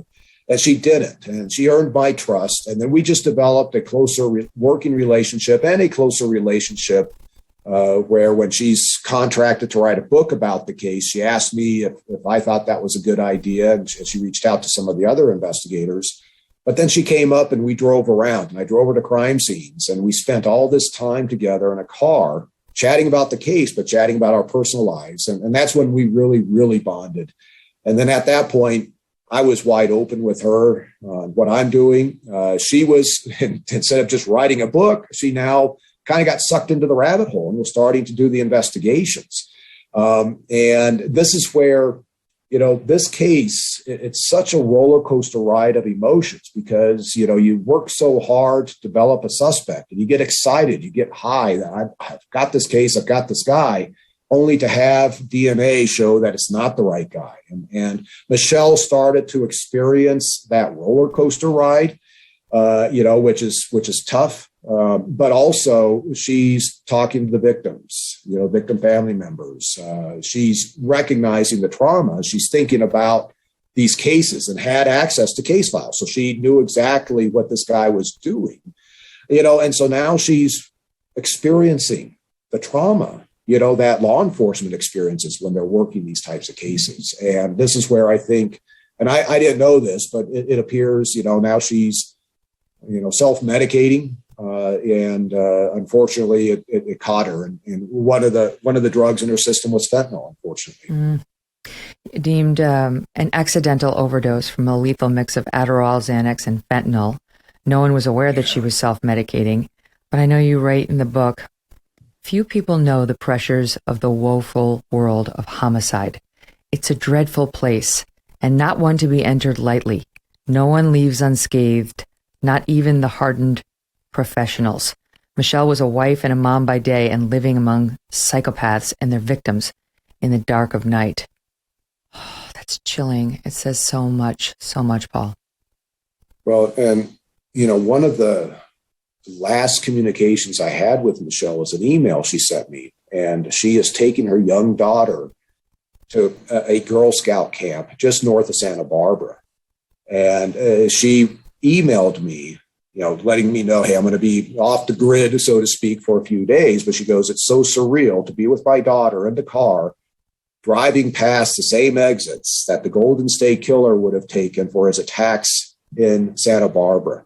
And I could only envision Michelle with her cute little girl looking at these exits and starting to visualize the attacks, and you don't want to be with your little girl and thinking about what happened to those victims, and this is part of those interconnections, that you make, where now your family life is crossing over with your professional life. And it is tough. And there's, you cope with it, however you cope with it. And, for me, I have my own coping mechanisms, and Michelle had hers. Yeah. Like, how do you go out after a day? And I've spared the audience the most gruesome details of his crimes because they truly are dark marks on your soul once you've read them. And I'm sure once you've read them at your level. How do you go out and have a dinner with your family? How do you watch a sitcom and manage a laugh? Well, that's where you detach. That's where I detached, because for me, when I was working, I'm always thinking about the case. But you mentioned enjoying a sitcom.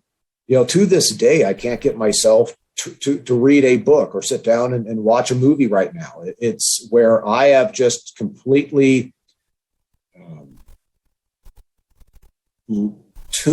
turned away from trying to pursue things that are just entertaining. And that's where I have to get myself back, to where I can start enjoying just the normal activities in life. And it is hard, that's for people. It's not everybody that gets into this field, but for people who really care about the cases, care about the victims, those are the people that are the most strongly affected. Because every minute of the day that you're not working on the case, you could be working on the case. And working on the case is hugely important.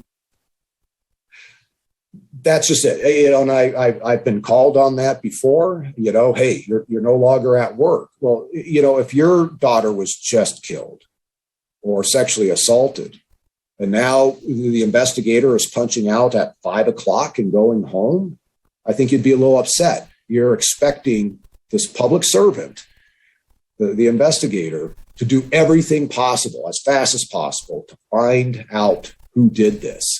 And that's the hard part. That's the balance of working this type of work is I've got a family, I've got a personal life, but I've also got this commitment. And that commitment, when you really get attached to cases, like for me with Golden State Killer and other cases, that commitment ends up becoming overriding of everything else.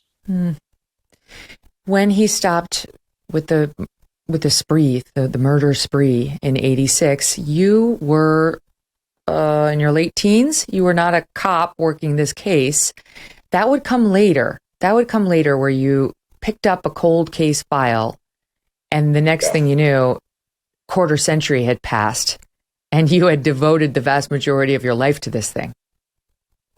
That's right. In fact, 1986, I was a senior in high school. Yeah.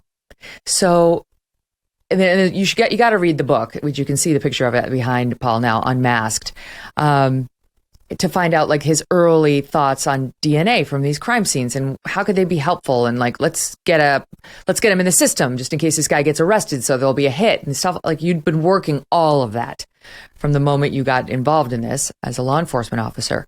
But let's jump forward to, close to the end when you had a different idea and then you started studying it nonstop, of course, because you're you, about genealogy and what it's not working. We're not getting a hit on this guy just by having the DNA in the system. What's another way we can use the DNA to advance the case? Right. I go back a little bit even further with genealogy. I started pursuing a type of genealogy in 2012, thinking this possibly could solve the case. And after 5 years, it hadn't. And I was frustrated. Then just out of a sheer coincidence, I had another case with an unidentified little girl. She was alive, but we didn't know who she was. We're sure she had been abducted from somewhere. And I went into a conference call with a detective out of San Bernardino down south, and he had identified her. And I was like, how did you do that? And he had gone to a website called DNAadoption.com and worked with a genealogist that was doing a completely different type of genealogy process with DNA than what I had been doing the last 5 years. So now I reach out to that genealogist, Barbara Ray Venter, and I ask, hey, with what you're doing to identify that little girl, would it work to identify an unknown offender? And she was like, no, I don't see any reason why it wouldn't. And I sent her what I had, but she didn't know what case it was. But then she stopped communicating. So I was left to my own devices to try to figure out, well, how is this process working? And that's when myself, and then I had a partner on this, Steve Kramer from the FBI, we're doing a deep dive. And since I had the DNA background and I'm literally watching YouTube videos and reading website information, I'm going, oh my God, this is powerful. And I got excited. This is how this case can be solved. And that's what we pursued. And then we just had to get DNA. And I had to get DNA from an agency down south with a homicide case where they still had their evidence. And then ultimately, Ventura DA's office stepped up and gave us a sample of the Golden State Killer's DNA so we could do this genealogy process. Mm-hmm. Okay, so now you've got it. And you'd been working with it for a while. You'd been earlier on, and again, people should read the book, but looking at the rape kits that had been taken from his victims that were no longer prosecutable. So it was okay to, test them and deal with them, but respectful of the DNA samples and all that. You've been thinking about the DNA for quite some time. So now you're at the point where they give you a sample. You know this is the killer's DNA. And what year is this, 2017 or 18? We are right at the end of 2017 and the beginning of 2018 when we get our first DNA results. Okay, so what do you do with that DNA? You what's done to it that's different than what was normally done to it? So forensic DNA testing used by law enforcement uses a DNA tool that looks at discrete areas on the DNA that's known as short tandem repeats. It's just right now they're looking at 21 different markers that are going up into the FBI's DNA database, which is called CODIS.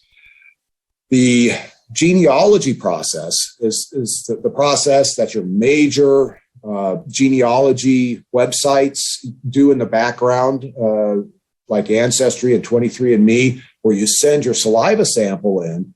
And instead of just looking at 21 markers, they're looking at hundreds of thousands of points across the entire genome. And then once that type of profile, which is now called a SNP profile, is put up into a database and searched against others, it's able to look for other people that kind of cross over and share DNA fragments with you. And the more DNA they share with you, the more closely related they are. And the opposite is true. The less DNA they share with you, the further related they are. And you can get a sense on how close or how distantly related by how much DNA is shared. So you can tell, well, this is likely a first cousin. This is pretty close to me. Or this is a fourth cousin. This is very distantly related. So now with that type of information and a list of potential relatives, it's a matter of just doing traditional genealogy, building family trees back in time until you find where these potential relatives intersect. They're descendants of a common ancestor. And but then it required some of the Golden State Killer's relatives to have gone through the 23andMe or Ancestry.com process. Or other websites, yes.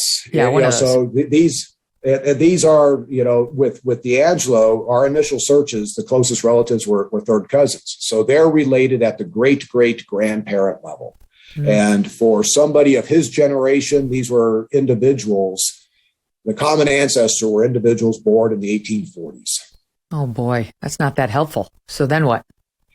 Well, now you get this common ancestor. And it's like, okay, the Golden State Killer is a descendant from this great-great-grandparents. So you have to identify everybody that, are offspring of this common ancestor. And again, it's just genealogy.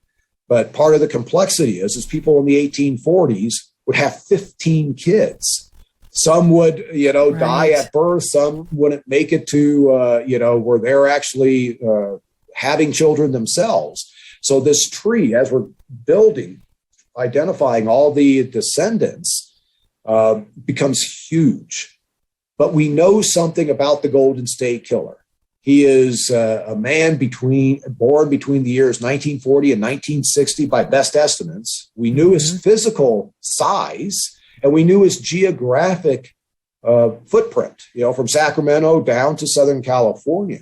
So as we're building these trees, we're now identifying men who had a California connection. And then it's just investigation 101. Could this person, match up circumstantially with the person we're looking for? And that's where we get into just a small handful of individuals that required a little bit further investigative work. And after eliminating each of these other individuals who to this day have no idea they were being eyeballed, that's when I turned to DeAngelo. He was sort of the last one on the list. And what was that like for you before the arrest, before all that, when you got this one last name, as you say, you start to check boxes and it's like, Bonnie, law enforcement, like you start checking the boxes. What was that feeling like? Well, I also had the pressure. I was retiring in a week. So it's like, in a week. Am I going to get this figured out before I retire?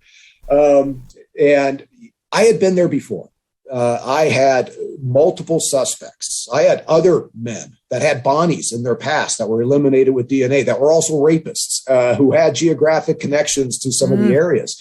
So some of this circumstantial stuff that I'm using to evaluate DeAngelo, well, I had other suspects who had been eliminated that also had that circumstantial stuff. So you kind of I was a little bit numb to that. It was just like, okay, there's enough here that requires me to be much more involved than just sitting behind a computer. And that's when I start reaching out and driving up to Sacramento and taking a look at the locations where DeAngelo is at, researching, going into the Sacramento recorder's office and looking for, deeds on where he's purchased houses or what properties he's owned.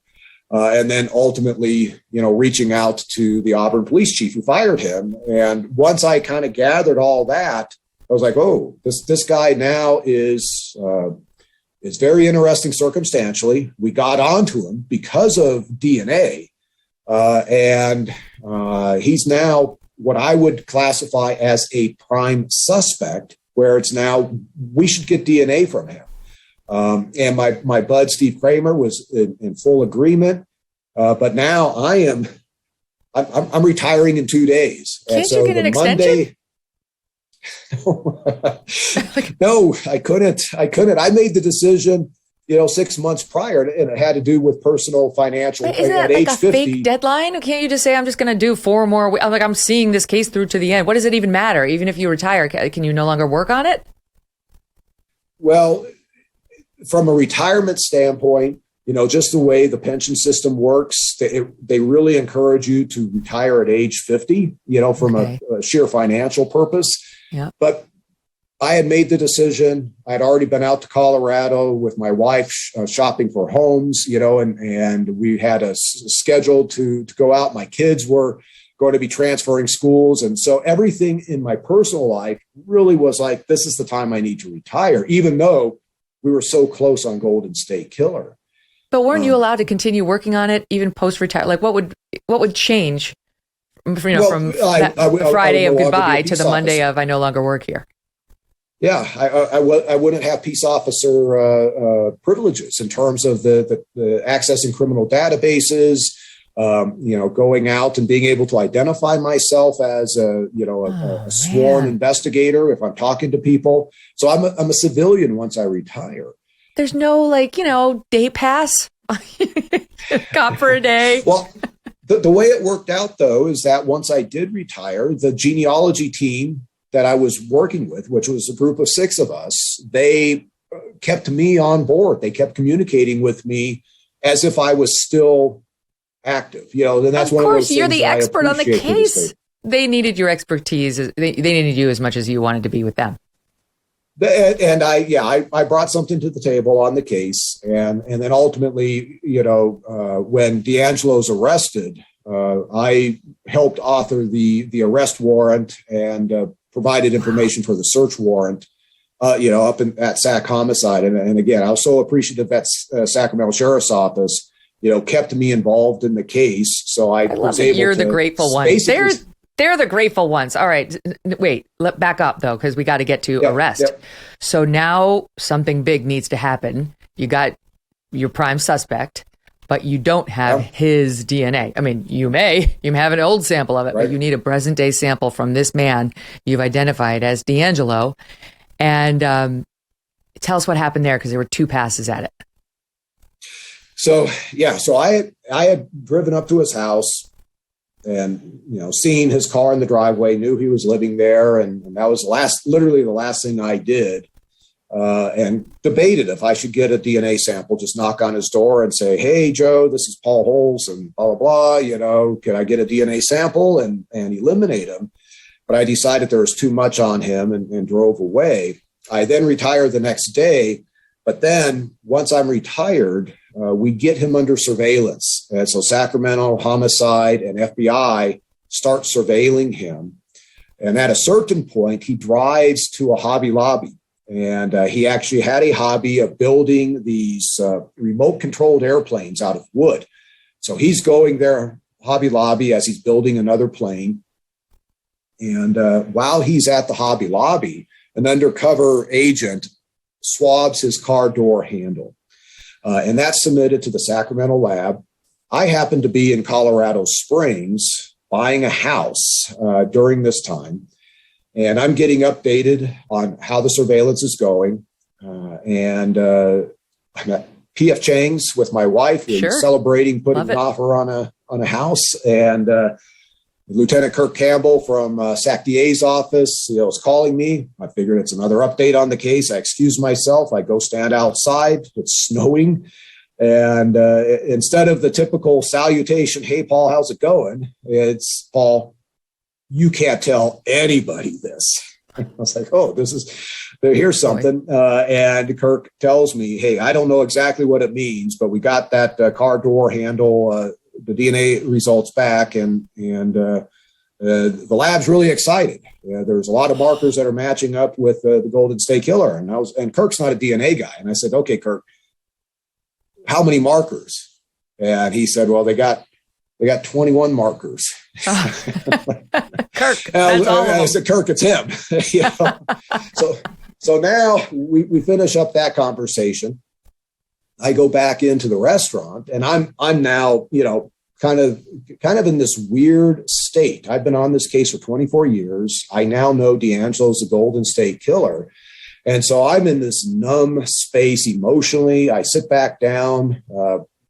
My wife is super excited because her fortune cookie is saying, "You're going to find your dream home." And we had just put, an offer down on the house that I'm sitting in right now, in fact. And she just happened to say, so what did Kirk want? And I didn't know what to say, because I was like, I'm not going to just say, hey, it's him, because I don't want her blowing up in the middle of the restaurant, right? And she is a DNA analyst. And so I just kind of look at her, and I don't do anything. And she looks at me and she says, well, are the DNA results back? And I just do a single nod. And she was like, well, and I didn't do anything. I'm just staring at her. And she goes, no. Oh my God. And all I did is another single nod. And then she's like practically pushing me out of the restaurant to get into our rental vehicle so she can hear what exactly is going on. And then as I'm letting her know, and she's super excited, that's when Steve Kramer calls me, because now he knows. And then it's game on, because now it's no longer surveillance. It's an arrest has to be effected. Interviews need to occur, and it's a lot of work. So that's where, I end up flying back to California. Wait. What did your fortune cookie say? I couldn't tell you. Oh, we got it. It was one of those things where, I was because my wife was excited, open up your fortune cookie. And I was just so focused on Golden State Killer. I did it, and I just kind of dropped it on the plate. And then that's when she starts asking what Kirk wanted, right? You make your own fortune. Make your own fortune. All right. So you got it. And by the way, my wife's a huge fan of yours. She listens to your stuff all the time. Oh, tell her I said my regards, and I'm already a huge fan of hers. That I can feel her excitement in this moment. I wouldn't have known whether to leave or to order like a double martini. It's like, what do I do? I'm not sure. I'm technically retired, but yeah, I think I need to go back. So, but they did a second pass at it, right?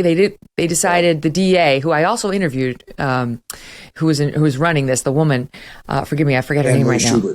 Anne-Marie, thank you. Schubert. She was like, let's be really sure, right? And that's when, there was a dumpster dive, right? Somebody took his garbage. You guys took his garbage. Right.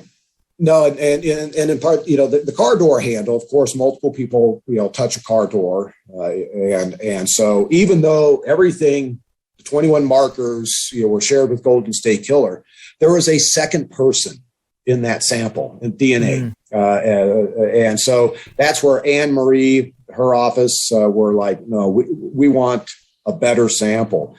So now trash day is, I believe it was Tuesday or Monday, but Sacramento has a very clever way to collect trash without it being noticed. And I'm not going to divulge the process, because they like to use that on a regular basis. Great. But they were able to get his trash collected, and they, Ken Clark, the homicide sergeant from Sacramento, and Lieutenant Paul Belli, I've heard the stories as they're filtering through the trash that was collected from DeAngelo. They're selecting items that look like the most promising to have his DNA on them.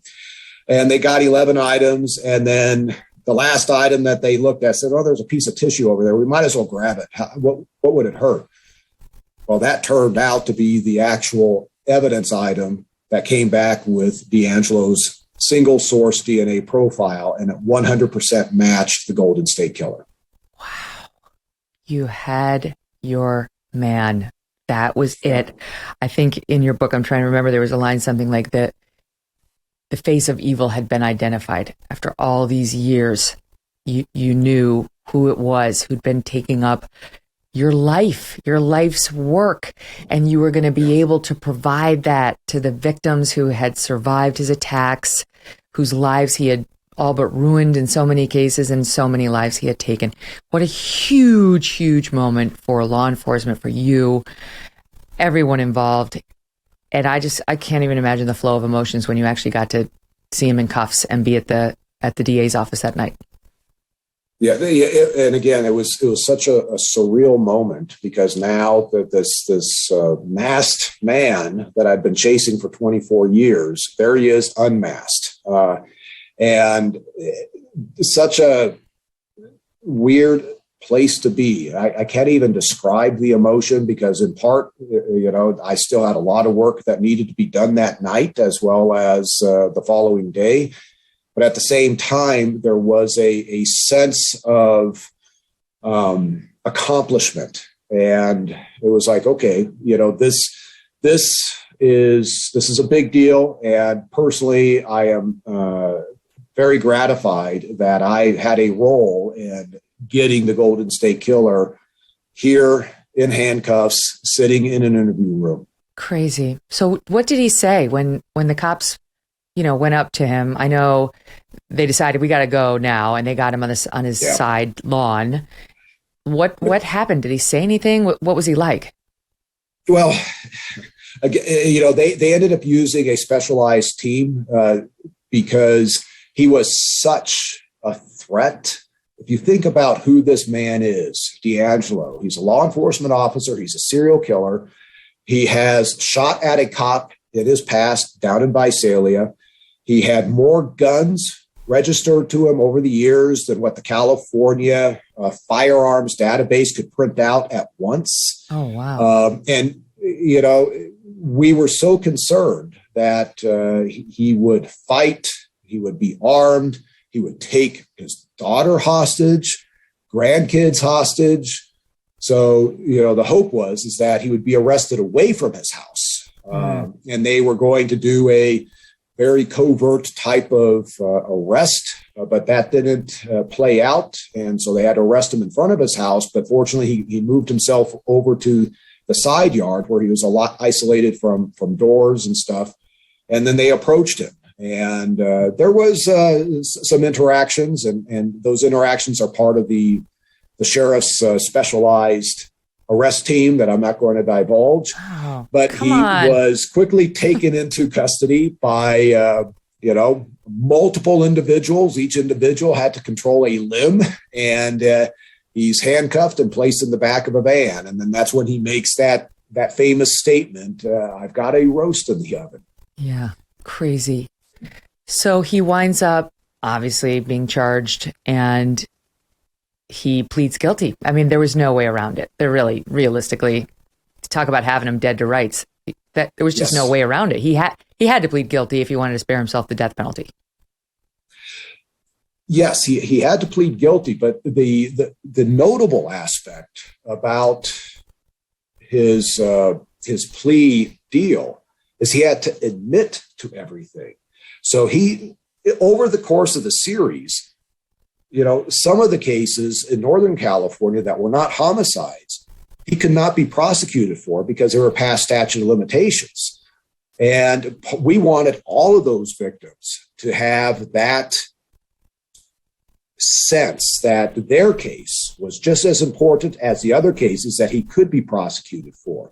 So he pled guilty to everything that he was charged with. But then he also admitted to all those other cases that he wasn't charged with. So it was a very interesting process that occurred. So he did, right? I mean, he did list the crimes. Do we believe he listed all the crimes for which he was responsible? He didn't list the crimes. The crimes were, these are the crimes. And then him and his attorneys basically had him plead guilty or admit to them in a court of law. Now, if he has other crimes out there, and they're crimes that he could be prosecuted for, if there's other homicides out there, he would be stupid to have not thrown those out on the table during that plea deal, because now he can still be prosecuted to the fullest extent of the law, including the death penalty on those cases. So the court held a hearing, of course, and did allow victim testimony, which is so important. It's such an important piece of this. And one of those to testify, we have a short soundbite, was a woman named Mary Burwart, who was only 13 years old when she was attacked by the Golden State Killer. Here's that soundbite in part number 3. On June 25th, 1979, at 4 a.m., Joseph James DeAngelo forced his way into my home, into my life, into my room. A child's room, personally decorated with hand-painted hearts and rainbows, and quotes about love and kindness. He raped me. He stole my innocence, my security, threatened my life, threatened the lives of my family. I was 13 years old. No 13-year-old should have to find out what a rape kit is. And then it turned out I had been ovulating. So steps were taken to prevent a pregnancy. Oh my God. Talk about putting a real face on just a list of victims. You know, that brings it home. Not that the judge was ever going to go light on this guy, but it's somewhat cathartic. I've talked to enough victims to know it's somewhat cathartic to just have your say. Yeah, Mary, you know, I had reached out to her about 10 years prior, and we chatted briefly on the phone. I want to come in and have a face-to-face talk. It was just too much for her to do at that point in her life. But I always had her number in my cell phone. And so after the press conference where we announced DeAngelo was arrested, I'm driving to lunch to meet the genealogy team.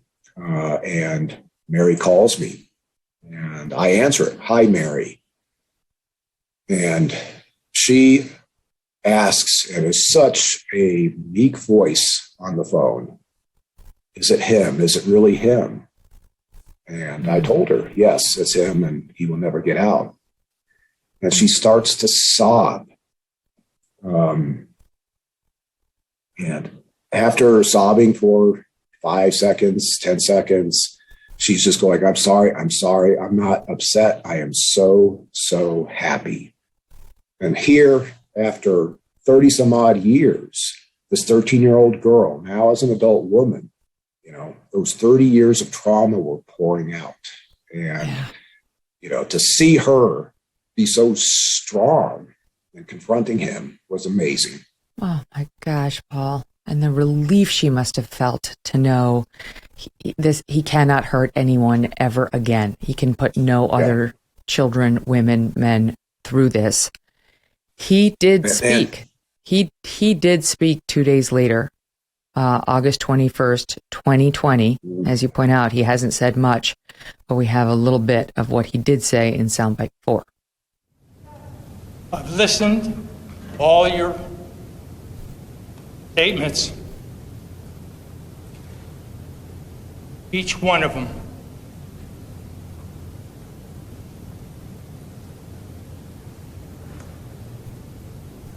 And I'm truly sorry to everyone I've hurt. Thank you, Your Honor. What do we make of that?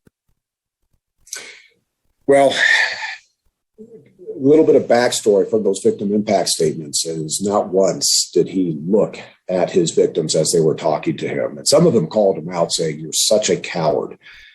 Now, we talked earlier about DeAngelo and how vindictive he is. And he, all along during the course of, you know, all his court appearance, he's been playing this frail old man, and we know he's not. So here he is being called a coward. And so he took that moment. He easily could have just leaned forward from his wheelchair and talked in the microphone and said sorry in a wimpy little voice. But he chose to stand up, turn, and face the part of the audience where those victims were sitting. This is him basically saying, I'm not a coward. And I think his apologies are hollow. He took that moment to psychologically instill fear into these victims once again. Because I will tell you, when he stood up, even though he's lost a lot of weight, his physical presence resonated throughout that space, that conference room we were in. I'm sure. So this was him basically. I won't say it on your show, but you know, sort of an FU to the victims. Yeah, and someone like that, I do believe in one's aura. You know, whatever it is, energy, spiritual, who knows? But they have an evil aura. When you're in the presence of evil, oftentimes you actually do know. You can feel it. And looking at him and knowing what he had done, I'm sure they felt it that day. So it is scary. I mean, It is. I felt it. Hellacious. Yeah, it's like the devil incarnate right there. Yep. Nope. So he's in prison for the rest of his life. That's that. He hasn't written a book. He hasn't done a big interview. Do you think we'll ever know more? He has been contacted, of course, by numerous individuals, outlets, to come in and talk to him, and he's refused every single request. There is hope that maybe he will talk to select individuals from the investigation under certain circumstances. And that's something that we're talking about, Anne Marie Schubert and myself, as time goes on. And I hope we get that opportunity because, there is knowledge to be gained by law enforcement and by the community with what he knows about the reasons for his attack and how he committed these attacks. But I don't know when that's going to occur, if it's going to occur. And, he's not getting any younger. And quite frankly, he's probably the number one target in the nation, in the prison system for other inmates. So I just hope the prison system does keep him safe, even though that seems contradictory, from considering the horror of the crimes that he committed. But I really do want to have a chance to talk to him, or I hope somebody gets a chance to talk to him eventually. Is he in solitary? He's in down in ADSEG, administrative segregation down in Corcoran. And they have, what I've been told by a CDC authority is that that's the best location for him. They have the most robust ADSEG component of any of the prisons in California. I mean, based on the history you just told me, I feel like the best way to get him to sit might be to say he's not man enough to do it. Well, that's, what we've talked a variety of strategies on what would make him most willing to talk. And right. That conversation is ongoing. What about you now? You got your man. You got your house in Colorado. You got your retirement, your pension. Now what? Well, my retirement hasn't gone the way I thought it was going to go. So, I obviously have gotten very involved on the media side of things, both TV as well as podcasting. And I'm pursuing those opportunities. And I really, in many ways, they keep me involved because I focus in on projects where I can help out on the case. I can help law enforcement, consult, and not just tell a story. That's going to be my goal moving forward, is to continue to take on projects where, let's see if we can get other family members answers as to what happened. I don't see you just doing golf and fishing and skiing, but it would be nice, given the way you've lived, if you could get a bit more of that into your day.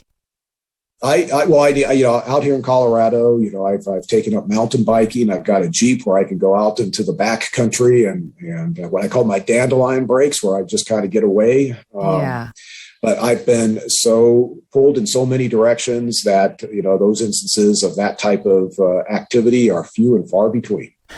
Paul, yes. What a pleasure. Thank you so much for being here and for telling us the story. Well, thank you very much for having me. And don't forget, I want our audience to go buy your book, support you in your retirement. You've earned it. The book is called Unmasked, and it is absolutely riveting. My team read it, and I'm in the process of reading it, and you will not be sorry that you picked this one up. Thanks again. What an incredible journey, and a testament to Paul and all the others who worked so tirelessly on this case. Thanks to all of you for listening. We're going to be back with you again soon. Just a little vacay for yours truly. And until then, you can find all of our shows at youtube.com/Megyn Kelly, or you can download the podcast on Apple, Spotify, Pandora, Stitcher, or wherever you get your podcasts for free. I'll continue to read your comments on Apple, so let me know your thoughts. All the best.